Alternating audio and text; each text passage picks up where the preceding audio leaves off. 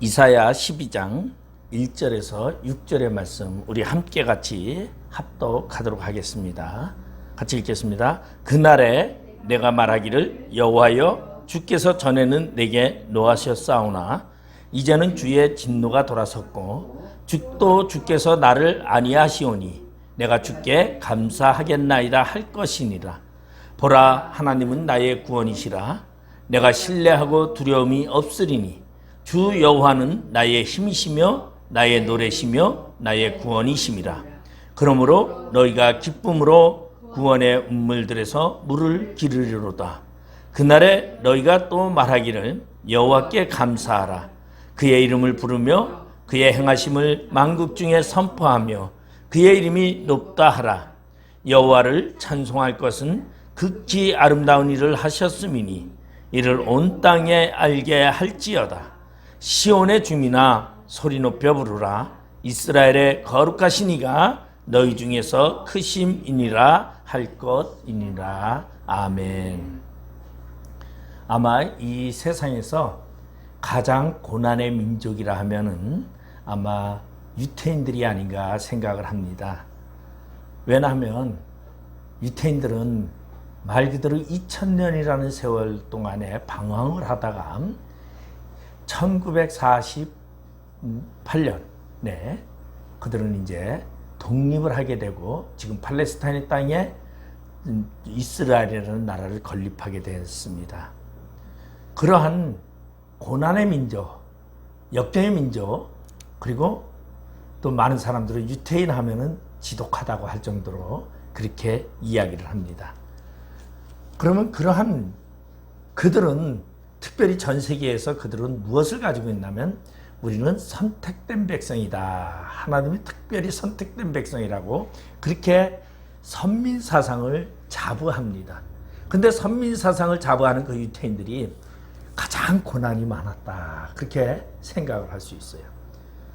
그러면 이러한 고난이 많은 민족을 바로 이 상황 속에서 이제 우리 이사야 선지자가 또한 이스라엘 백성들의 고난에 대해서 오늘 이야기합니다. 그리고 그 고난의 끝에 그날에 이렇게 이제 오늘 성경은 시작을 합니다.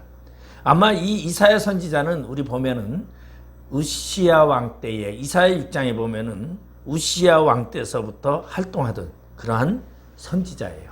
그리고 바로 우리 보면은 므낫세 아니죠. 므낫세가 아니죠. 뭐죠? 왕 이름이? 왜 제가 금방 잊어먹었는데 그 히스기야의 아들 때에 그 아들 왕 때에 이 이사야는 생을 마감하게 됩니다. 근데 이 이사야 선지자의 이름의 뜻은 여호와는 구원이시다. 그런 뜻입니다.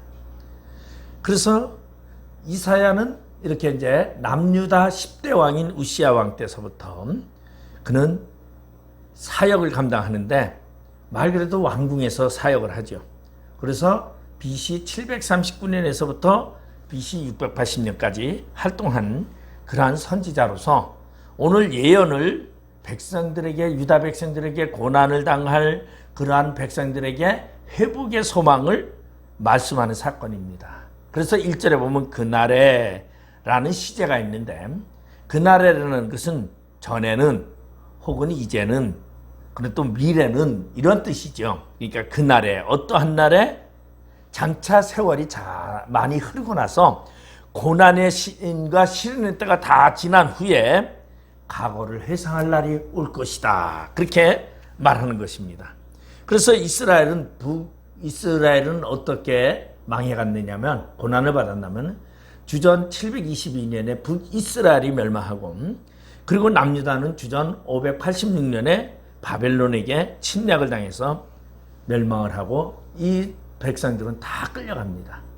북이스라엘은 722년에 어떻게 하냐면 다 북방으로 전부 다 잡혀가고 아수르에 의해서 다 잡혀가고 그리고 그 자리는 북방에 있던 다른 민족들로 채워지게 되고 그리고 남유다라는 나라는 586년에 바벨론에 왕 느부갓네살이라는 왕이 와서 모든 백성들 다 바벨론으로 끌어갑니다. 그래서 70년이라는 세월을 바벨론의 포로 생활을 하게 되고, 그리고 그들이 메데파사라는 페르시아라는 나라를 통해서 다시 돌아오게 됩니다. 그래서 그날에 돌아오는 그날에 이렇게 이제 표현이 되고 있는데, 그런 와중에서도 다니엘이라는 그러한 사람이 바벨론의 포로로 잡혀가는데, 우리 주전 605년에 그의 친구 세 사람 사드락과 메삭과 아벳느고가 함께 바벨론의 포로로 잡혀가서 하나님을 섬기는, 그리고 하나님을만을 의지하는 그러한 표현을 다니엘서에서 나타내주고 있습니다. 자, 그러면 오늘 우리가 이사야 12장 1절에서부터 6절에 볼 것은 뭐냐면, 그날에 내가 말하기를 여호와께서 주께서 전에는 내게 노하셨사오나, 전에는 과거죠. 과거에는 노하셨으나 이제는 주의 진노가 돌아섰고 노가 변했다는 거죠. 또 주께서 나를 아니하시오니 내가 주께 감사하겠나이다 할 것이니라.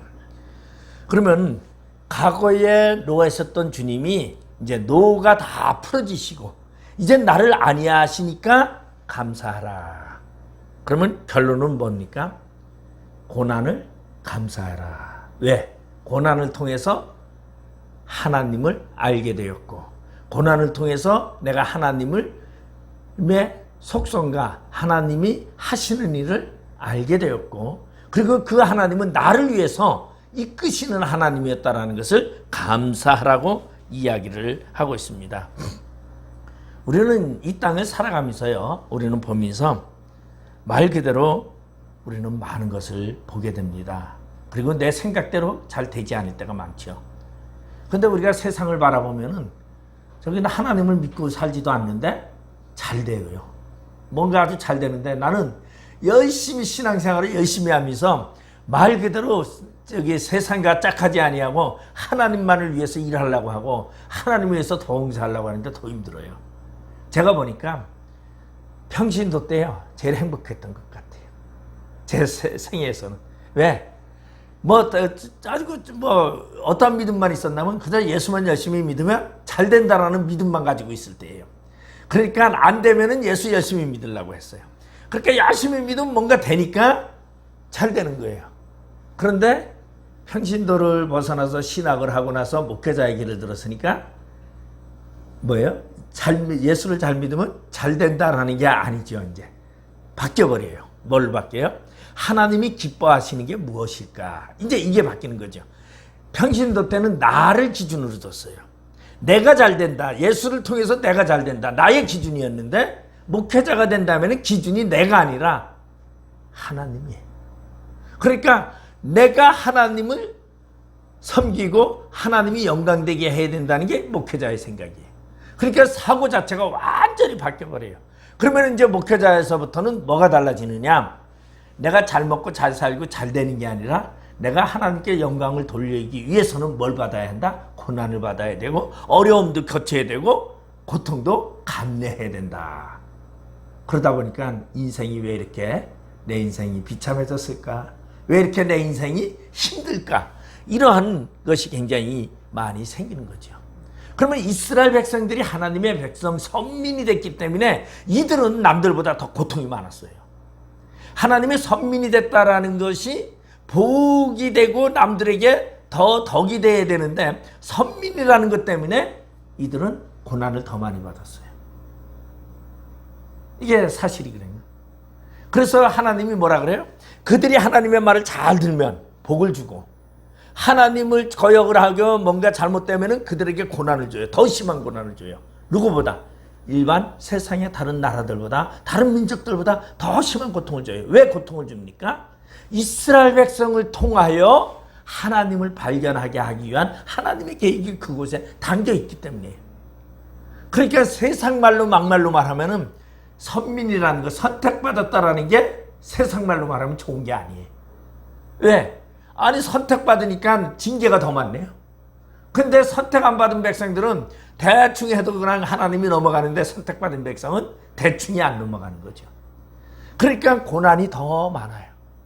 그러니까 고난이 많으니까 억울할 수밖에 없죠. 그러니까 오늘 이사야가 그 말을 하는 거예요. 그러나 고난이 심하고 너희들이 힘들고 어려움이 있어도 그것이 끝나고 그리고 너희에게 복이 임하는 그 날에 라는 말을 해주고 있습니다.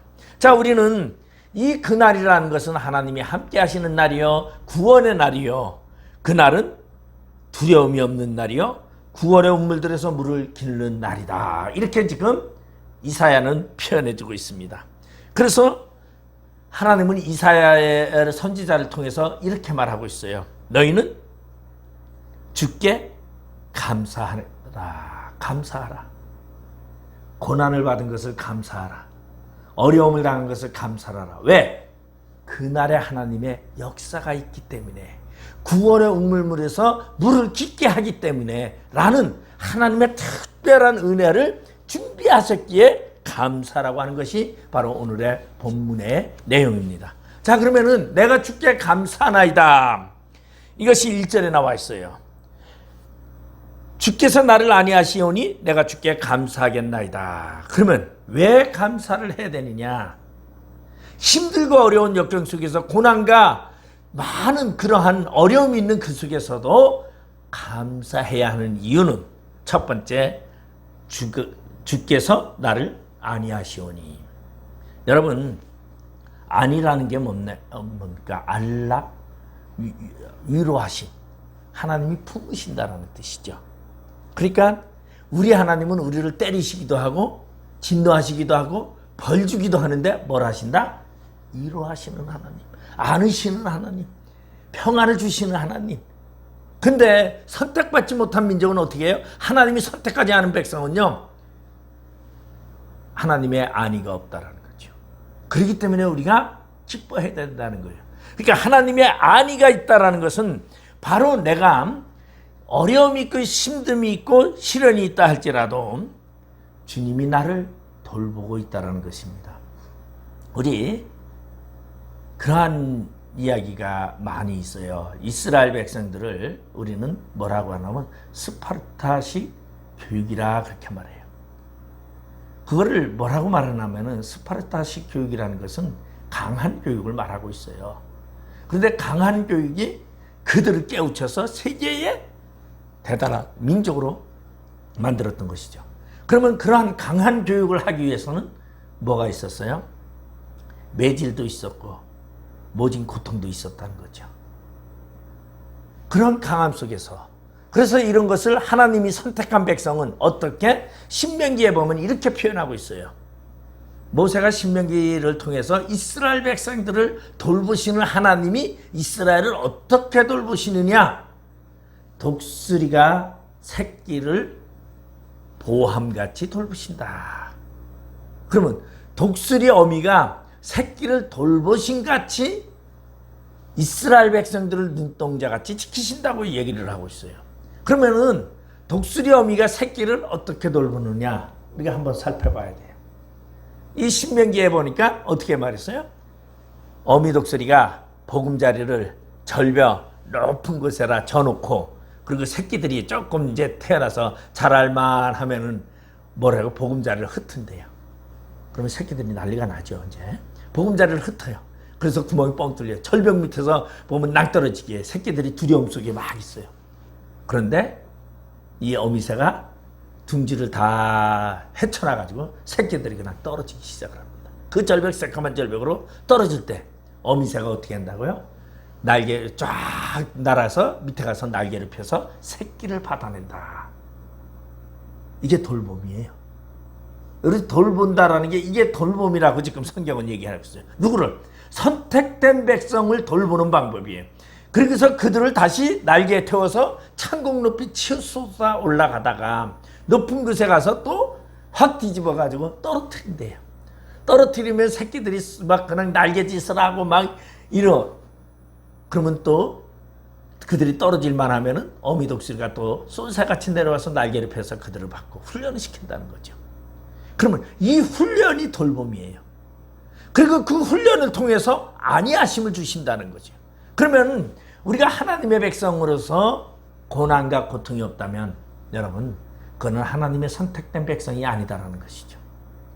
내가 만약에 하나님이 나를 부르고 나를 종으로 불렀고 하나님이 나를 하나님의 진짜 스석의 일꾼으로 불렀다면 우리에게는 무엇이 있을 수밖에 없어요? 고난과 역경이 있을 수밖에 없어요. 그것이 돌봄이에요. 근데 그 돌봄 속에 끝에 뭐가 있어요? 안위가 있다는 거죠. 안위가 뭐예요? 기쁨과 편안함과 즐거움과 참 하나님의 그 놀라운 평강이 내 안에 있게 된다는 거죠. 이게 바로 주께서 나를 안위하시오니 감사해야 한다. 우리 이 감사를 생각해 보면요, 이스라엘 백성들이 바벨론의 포로로 잡혀가서 70년 동안 바벨론에 가서 노예 생활을 합니다. 이 민족은요, 애굽에 가서 430년 동안 사는 동안에도 136년 동안 노예 생활을 했어요. 하나님이 돌보니까 노예 생활을 했어요. 요셉은요, 하나님이 사랑하니까 그는 10년 동안 종으로 있으면서 모진 고난을 당하고 3년 동안 아무 이유 없이 죄도 안 졌는데 감옥에 살았어요. 근데 그것이 뭐냐면 요셉이 하나님이 선택했고 하나님의 안위를 위한 계획이었다는 것을 말해주고 있습니다. 자, 그래서 이러한 하나님의 안위하심, 그러면 안위는 고통 속에 있을 때 안위함이 더 크죠. 여러분, 평온할 때에, 잘 살아갈 때에 누가 휴가를 주면요, 그렇게 휴가에 꿀맛을 모릅니다. 그런데 언제? 힘들고 지치고 온몸이 어려울 때 휴가를 딱 주면요, 그때 쉬는 시간은 꿀맛이에요.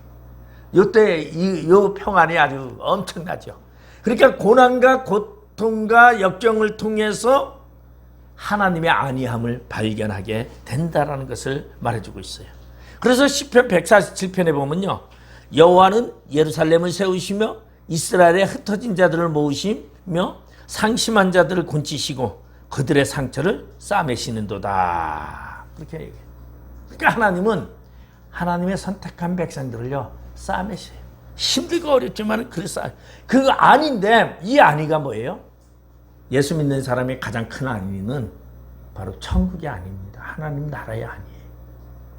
모든 사람들은 다 지옥불에 들어가서 죽지만 이 땅에 고난과 고통을 당했던 사람들은요, 하나님 품 안에서 평안을 누리는 것이 가장 큰 안위죠. 그렇기 때문에 감사해야 한다. 그렇게 이야기를 하고 있어요. 그 다음에 두 번째로 하나님을 감사해야 되는 이유를 여기서는 뭐라고 말하냐면은 구원에 대해서 말해주고 있어요. 2절에 보면 보라, 하나님은 나의 구원이시라. 내가 신뢰하고 두려움이 없으리니 주 여호와는 나의 힘이시며 나의 노래시며 나의 구원이십니다.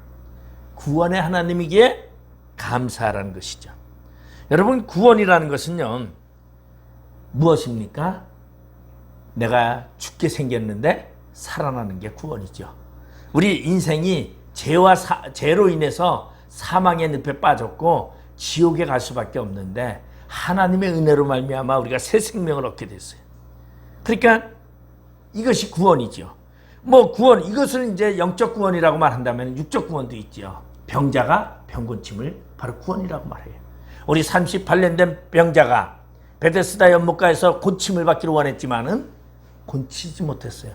근데 예수님이 오셔서 병상을 들고 일어나 가라고 말할 때 그는 구원을 받았어요. 그런가 하면은요, 우리가 보면 열대 혈류증을 앓는 여인, 모든 돈을 허비했다고 말했어요. 의사에게 고난도 받았다 그랬어요. 12년 동안 고통 속에 있었어요. 근데 예수의 옷자락을 만지고 그의 병이 치유함을 받았어요. 그런가 하면은 가늠한 여인을 예수 앞에 왔을 때 돌로 쳐 죽여야 하는데 누가 죄 없는 사람이 치라고 말할 때에, 모두가 떠났을 때에 그는 죽음에서 삶을 얻게 되었습니다. 바로 이것이 예수님의 은혜예요. 예수님의 은혜는 바로 구원의 하나님. 그러면 구원의 하나님은 영적인 구원만 아니라 육적인 구원까지 있다는 것을 얘기해 주고 있어요. 그러면 오늘날 우리는 우리의 생명을 구원해 주시는 하나님, 우리의 육적인 문제를 해결해 주시는 하나님, 또한 우리의 양식을 주시는 하나님. 베스다 들녘에서 5천 명이 넘는 무리가 장정만 5천 명인데 그 무리들이 배가 고파서 해는 뉘엿뉘엿 져갈 때에 배가 고팠어요. 그때 예수님께서 한 소년의 도시락 보리떡 5개와 물고기 2마리로 그 5천 명을 먹이셨어요. 이게 뭐입니까? 나의 먹는 문제에 구원을 주신 거예요. 그러니까 구원의 하나님이라는 것은 나의 삶 속의 모든 것을 말하고 있어요. 영적인 것, 육적인 것, 나의 모든 삶 속에서의 나타나는 모든 구원들을 다 해결해 주시는 하나님으로 감사하라. 그래서 하나님은 이사야를 통해서 이렇게 말한 거죠. 아주 재밌는 말이 있어요. 그게 뭐냐면은 오늘 3절에 보니까 그러므로 너희가 기쁨으로 구원의 운물들에서 물을 기르리로다. 구원의 운물에서 물을 기른다. 그러니까 운물은 뭐죠? 물이 담겨 있는 것이에요. 근데 거기서 물을 꺼내는 것은 물을 먹기 위한 것이죠. 근데 우리가 꺼내는 물은 뭐냐면 구원의 물이에요. 그러니까 구원의 운물에서 우리는 구원을 꺼내요. 우리는 날마다 구원의 운물에서 날마다 구원을 꺼내고 있어요. 물을 들여박으로 날라야 돼요. 그러니까 자기 거를 만들어야 돼요. 구원을. 그러니까 그 구원을 자기 걸 만드는 게 뭐예요? 나의 삶 속의 모든 것을 구원을 말하고 있는 거예요. 여기서 물을 말하는 것이에요. 구원의 운물에서 물을 기르로다. 구원을 기르로다. 이런 표현이 되고 있죠. 자, 그런가 하면 에레미야 29장 11절에 보면은 여호와의 말씀이니라. 너희를 향한 나의 생각은 내가 하나니 평안이요 재앙이 아니니라. 너희에게 미래와 희망을 주는 것이니라. 우리 하나님은요, 미래에 희망을 주시는 분이에요. 그래서 구원을 주시는 거예요. 그래서 여러분이 소원하는 것이 있다면 여러분은 어떻게 하나님께 맡기고 하나님의 우물에서 퍼야 돼요. 그것이 구원이죠. 자, 그 다음에 이제 오늘 보니까 보면은 5절에 보니까 이런 말씀을 했어요.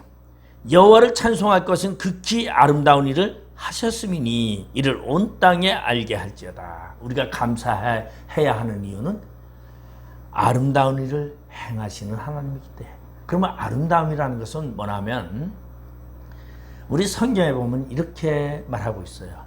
여호와를 찬양하라.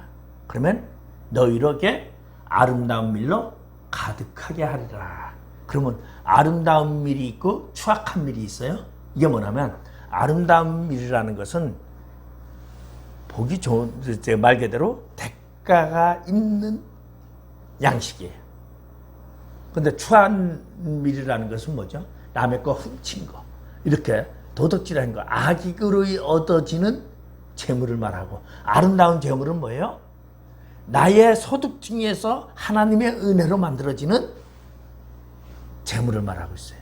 그래서 너희가 하나님을 찬양하면 내가 아름다운 일로 너희를 배부리게 하리라. 그렇게 말해요. 시편백에서.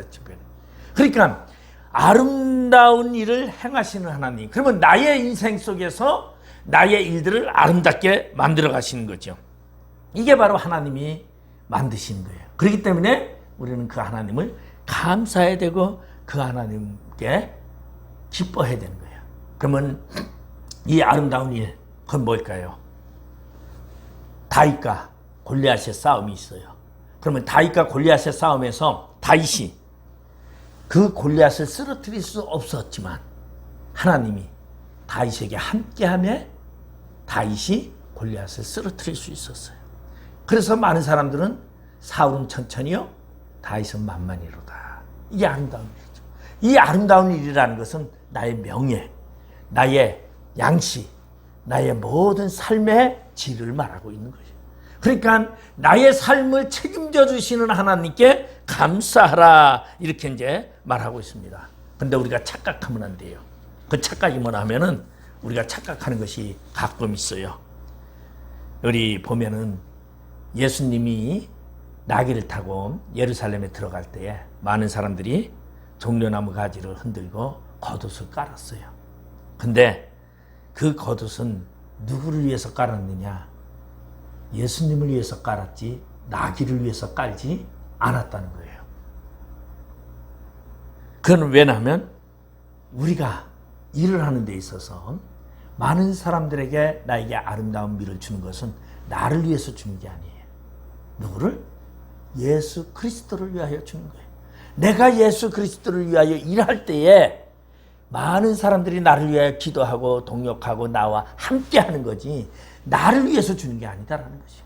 이게 착각이에요. 우리가 신앙생활하면서 이런 착각에 많이 빠지게 됩니다. 우리 나사렛 동네에서 예수가 났다는 건 어찌 그 동네에서 예수가 날 수 있느냐 그런 동네예요. 근데 일명 예수 때문에 나사렛이라는 동네가 유명해졌어요. 누구 때문에? 예수 때문에. 나사렛이라는 동네 때문에 예수가 유명해진 게 아니라 예수 때문에 나사렛 동네라는 게 유명해졌다는 거죠. 다시 말해서 우리의 삶의 영광이 나 때문에 있는 것이 아니라 예수 때문에 있다라는 것이. 그러면 예수 때문에 있는 것을 바로 아름다운 일을 행하심으로 이렇게 되는 거죠. 그러니까 감사하라. 하나님 때문에 감사하라는 거예요. 나의 생활 속에서 내 배부름 때문에 감사하는 것이 아니라 나의 생활 속에서 내가 잘 되고 뭐가 잘 돼서 감사하라는 게 아니라 하나님 때문에 감사하라는 거예요. 우리 많이 착각들을 하고 있죠. 하나님이 나에게 복을 주셔서 감사합니다. 하나님이 내가 소원하는 것을 들어주셔서 감사합니다. 아니요. 그게 아니에요. 나 때문에가 아니라 하나님 때문에 감사합니다. 그러면 하나님 때문에 감사하다는 건 뭐죠? 하나님이 나를 주관하시고 나에게 복을 주심으로 감사하다는 거죠. 이게 우리야. 그래서 오늘 이사야는 그 말을 합니다. 그날에 언제 고난과 역경과 한란과 모든 것이 그치고 하나님의 구원의 날에 하나님이 복을 주시는 날에 그날에 감사하라는 거예요. 그러면 우리의 감사는 언제 있느냐? 고난과 역경도 감사의 날이에요. 그것이 뒤에 감사가 오기 때문에 그 뒤에 구원이 오기 때문에 그래서 감사하라는 것입니다. 여러분 생각해 보세요. 다윗이 던진 물맷돌이 골리앗이 맞아서 쓰러졌는데 다윗의 능력으로 그 골리앗을 물맷돌 하나로 그 뭐 사자를 때려잡고 목동으로서 그런 기술을 쌓아가지고 그 기술로 골리앗을 쓰러뜨렸다고 생각하면 안 된다는 거예요. 왜? 다윗이 물맷돌을 던졌지만은 그 물맷돌에 누가? 하나님의 능력이 함께하니 골리앗이 쓰러진 거예요. 그러니까 다윗이 쓰러뜨린 것이 아니라 누가? 하나님이 쓰러뜨린 거예요. 그러니까 우리의 삶 속에 누가? 하나님이 역사하시는 거예요. 그러니까 그 하나님이 누구를? 나를 아름다운 일에 역사하시고 아름다운 일에 나를 사용하심에 감사라고 말하고 있는 것입니다. 자, 그러면은 우리는 비록 어떤 어려움이 있다 할지라도 우리는 하나님께 감사해야 돼요. 왜? 내가 하나님께 뭐 받으니까? 쓰임 받으니까. 하나님이 나를 사용하니까. 내가 주제가 아니고 내가 주인공이 아니고 하나님이 주인공인데 그 하나님에게 쓰임 받는 거예요. 생각해 보세요. 대통령이 어느 날 이상무 목사를 청와대로 청와대가 아니죠, 이제 용산 대통령실로 오라 그랬어요. 만약에 그러면은 제가 뭐라 그러겠어요? 다른 사람들이 내 대통령 만나러 간다 자랑을 막 할 거예요. 근데 대통령이 나를 알아서 부른 건 아니에요. 어떻게? 누군가가 대통령에게 소개를 했어요. 소개를 해서 이 사람을 만나면 괜찮을 겁니다. 여기에 적임일 것입니다. 그래서 선택돼 가지고 부르는 거예요. 다시 말해서 하나님이 우리를 부르신 이유는 뭐냐? 하나님이 나의 성품과 나의 특징과 나의 장기와 나의 모든 것을 아시고 하나님의 일에 사용하기 위해서 아름다운 일에 사용하기 위해서 나를 택한 거예요. 내가 다른 사람보다 뛰어나서 택한 게 아니라니까요. 내가 어떤 다른 사람들보다 지식이 많고 뭐가 많고 뭐가 많아서가 아니라 하나님이 그 사람의 필요한 것을 아름다운 일로 사용하기 위해서 선택한 거예요. 그렇기 때문에 거기에 감사라는 거죠. 여러분, 우리는 하나님의 일에 아름다운 일에 쓰임받은 것을 감사해야 됩니다. 바로 아름다운 일이란 이 5절에 이 아름다운 일을 하셨으며 이 아름다운 일이라는 말은 게우트라는 말인데 장엄한 영광스러운 그런 단어입니다. 그러면 이 아름다운 일은 뭐냐? 우리가 쉽게 얘기하면요, 이스라엘 성벽을 쌓을 때 느헤미야가 어떻게 쌓았습니까? 그 성벽을 쌓는 동안에는요, 한 손에는 무기를 들고 한 손에는 쟁기를 들고 성곽을 52일 만에 쌓습니다. 얼마나 힘들게 쌓았어요. 얼마나 고생하면서 쌓았어요. 근데 그 성곽을 52일